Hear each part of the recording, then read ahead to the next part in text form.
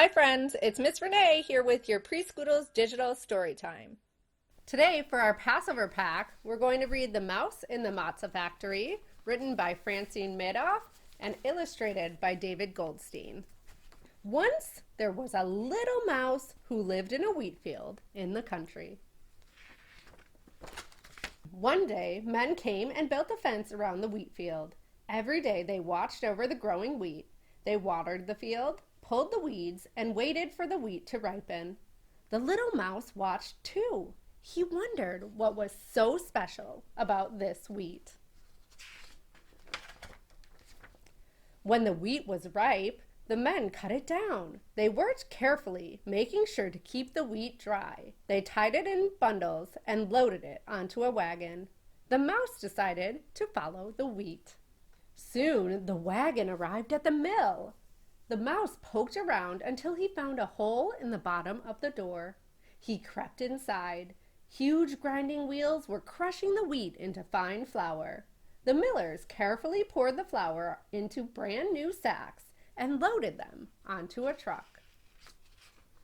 The mouse jumped aboard as the truck sped away. He hid among the sacks, wondering where the truck would take them. They drove for a long time. They left the country with its open fields and wide spaces and came to the city. The little mouse peeked out. He saw tall buildings. He saw crowds of people. He heard the noise of cars and trucks on the street.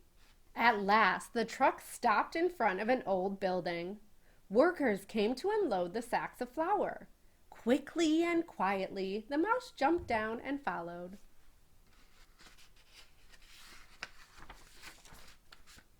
An inspector stood at the door, checking to see that each flour sack was dry and tightly closed. The mouse was afraid he would be discovered, so he climbed into a window ledge, squeezed through a crack, and hid behind a clock. He saw a large room with many people. They were all very busy. In one area, workers were unloading the sacks of flour. In another place, they were bringing in buckets of water. In the middle was a man with a mixing bowl. When the mixing man called out, the flour man scooped up a cup of flour from the sack, reached through a little window, and dumped the flour into a bowl. When the mixing man called out again, the water man filled his pitcher with water, passed it through the little window, and poured the water into the bowl. The mixing man worked very quickly, mixing the flour and water into a lump of dough. The little mouse watched. He wondered what was so special about this dough. The mixing man brought the dough to another area where many people stood at a long table. He gave a piece of dough to each person. They quickly rolled their dough into circles.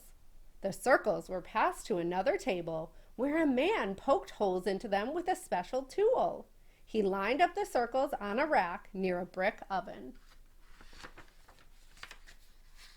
The baker slid the circles into the oven. Minutes later, they were crisp and brown. A delicious smell filled the room as he took them out of the oven and placed them on a rolling cart. All of a sudden, a bell rang. The people began to clean their work areas. They scrubbed the tables, sanded down the rolling pins, and washed and dried the bowls. When they were finished, the mixing man reset the clock and called out for more flour and water. The mouse couldn't resist the delicious smell. He followed the cart into a room where people were packing the baked circles into boxes and tying them with string. Families were standing in line to buy the boxes. He hopped onto the counter to take a peek. This is what he read. Goldstein's Matzah. This matzah is made of wheat which has been watched from the time of harvest through the time of baking. That's right, the mouse thought.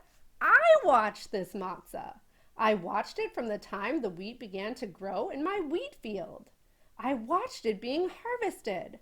I watched it being ground into flour. I watched it being mixed into dough. I watched it being baked into matzah. The mouse felt very important. He decided it was time to return to the country.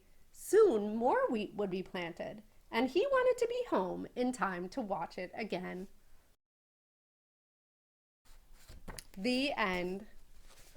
I hope you enjoyed our Preschoodles story time. Have a great day, and don't forget to visit preschoodles.com for more.